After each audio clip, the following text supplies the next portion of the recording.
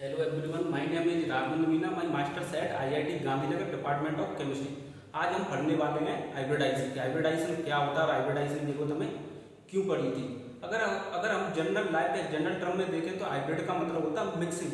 यहाँ पे कुछ ना कुछ तो मिक्सिंग हुआ होगा। यहाँ पर किस चीज का मिक्सिंग होता है? यहाँ पे होता है ऑर्बिटल का mixing. S orbital, P orbital, D orbital, F orbital का मिक्सिंग होता है यहाँ पे। तो ये ऑर्बिटल आपस में मिक्सिंग करके न्यू हाइब्रिड ऑर्बिटल बनाते हैं, वो भी एग्जैक्टली सेम एनर्जी के। इसको हम थोड़ा डिटेल में समझते हैं। एग्जांपल लेंगे।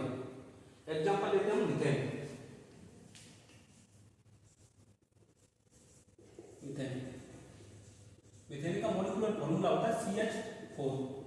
इसको हम पहले बीबीटी से एक्सप्लेन करते हैं। बीबीटी क्या होता है? बीबीटी होता है जिसमें ओवरलैपिंग होती है। ओवरलैपिंग किसकी होती है? अनपेड इलेक्ट्रॉन जो डिफरेंट ऑर्बिटल होते हैं उनके अंदर ओवरलैपिंग होती है। तो बीबीटी के अनुसार कार्बन का एटॉमिक नंबर होता है 6 और कॉन्फ़िगरेशन होता है 1s2 2s2 2p2। तो 2s के अंदर कितने इलेक्ट्रॉन है? 2 इलेक्ट्रॉन। 2p के अंदर कितने इलेक्ट्रॉन है? 2 इलेक्ट्रॉन। 2p यहां से क्या होगा कि एक इलेक्ट्रॉन एक्साइटेड स्टेट में चला जाएगा। एक्साइटेड हो गया, यहां होगा first excited state. First excited state यहां से इलेक्ट्रॉन यहां चला जाएगा। तो 2s के अंदर कितने इलेक्ट्रॉन बचे? 1 इलेक्ट्रॉन। 2s 2p के अंदर कितने इलेक्ट्रॉन हो गए? 3 इलेक्ट्रॉन। अब कार्बन के पास कितने अनपेड इलेक्ट्रॉन हो गए? Total 4 unpaired electron.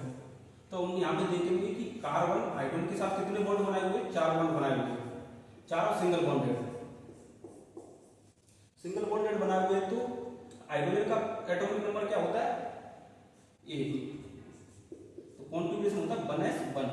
तो 4 हाइड्रोजन के पास कितने कितने अनपेड इलेक्ट्रॉन होंगे? 4 अनपेड इलेक्ट्रॉन। यानी एक हाइड्रोजन के पास 1 अनपेड इलेक्ट्रॉन होगा। तो 4 हाइड्रोजन के पास टोटल 4 अनपेड इलेक्ट्रॉन होंगे जो कार्बन के 4 अनपेड इलेक्ट्रॉन से ओवरलैपिंग करेंगे।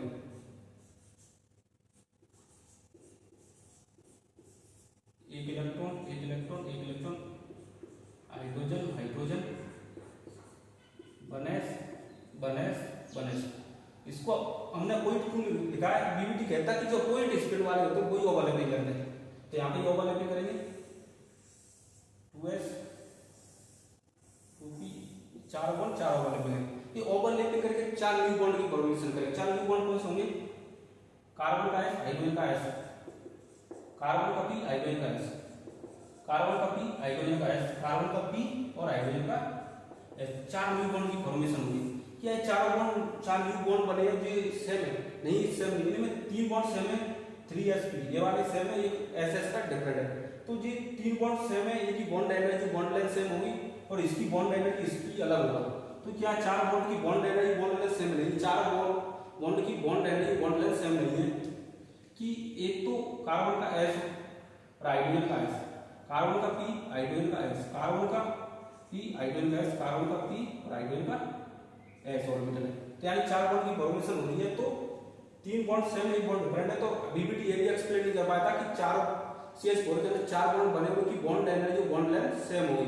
बीबीटी ये भी एक्सप्लेन नहीं कर पाया था।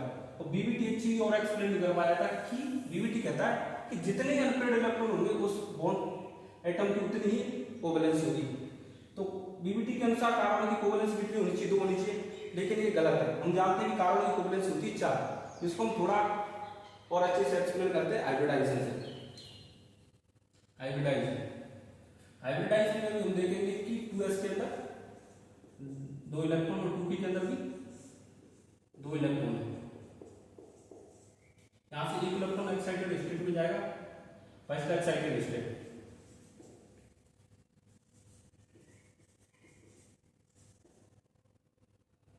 फर्स्ट एक्साइटेड स्टेट में जाएगा तो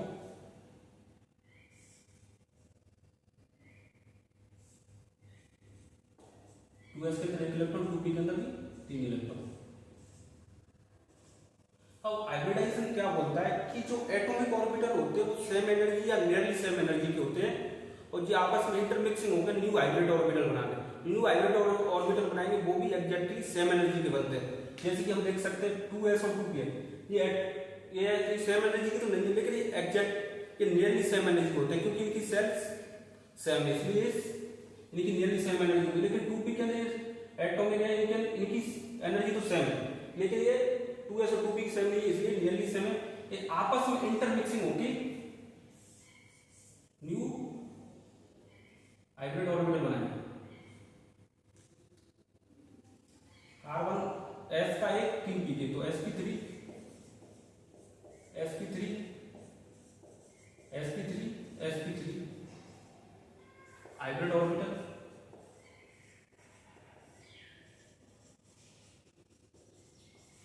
same energy,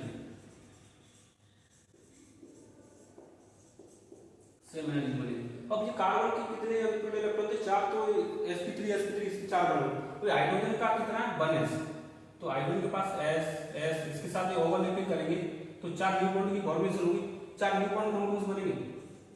sp3 sp3 sp3 sp3। इसको हम ऐसे लिख सकते हैं, कार्बन 4 बॉन्ड बनाएंगे, कार्बन का क्या हो जाएगा? sp3 sp3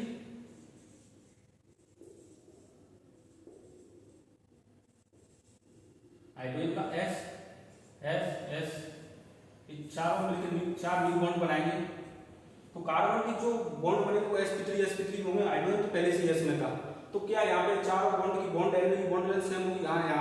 यहाँ पर हम बोल सकते हैं कि चारों बॉन्ड की bond energy bond length same होगी। ये हाइब्रिडाइजेशन में एक्सप्लेन किया है।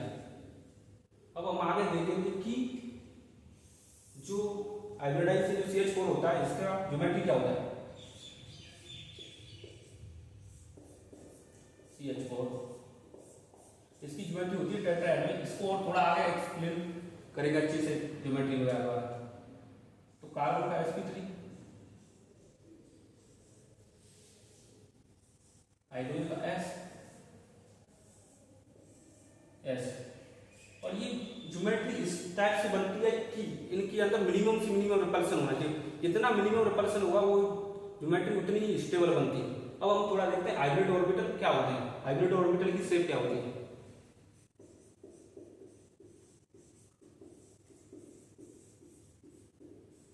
हाइब्रिड ऑर्बिटल की शेप, s ऑर्बिटल होता है तो इसका शेप क्या होता है? स्फेरिकल, और p ऑर्बिटल होता है, इसका शेप क्या होता है? Double shape,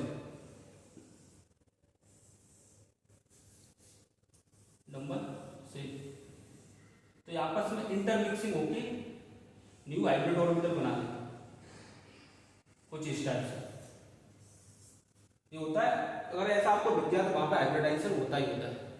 thank you.